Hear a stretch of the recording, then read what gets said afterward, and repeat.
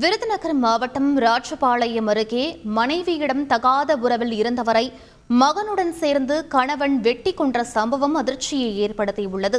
ராஜபாளையம் அருகே சுந்தரராஜபுரம் கிராமத்தை சேர்ந்தவர் கனகராஜ்.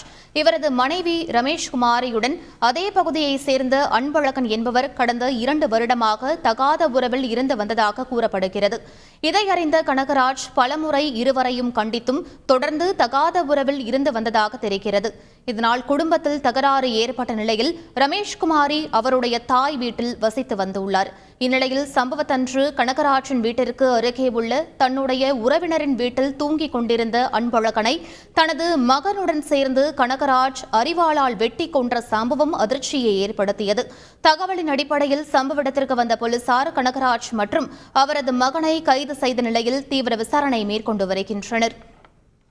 திருச்சி மாவட்டத்தில் இருவர் வெட்டி கொலை செய்யப்பட்ட சம்பவத்தில் கொலை செய்யப்பட்ட இருவரையும் போலீசார் அடையாளம் கண்டறிந்துள்ளனர்.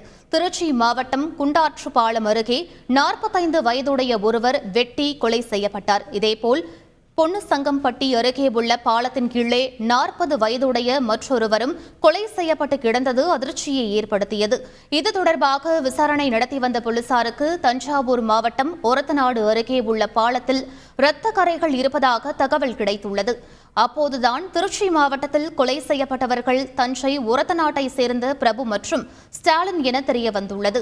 இருவர் கொலை செய்யப்பட்டதற்கான காரணம் குறித்து போலீசார் தீவிர விசாரணை மேற்கொண்டு வரும் நிலையில் சந்தேகத்தின் அடிப்படையில் இருவரை பிடித்து விசாரணை மேற்கொண்டு வருகின்றனர்.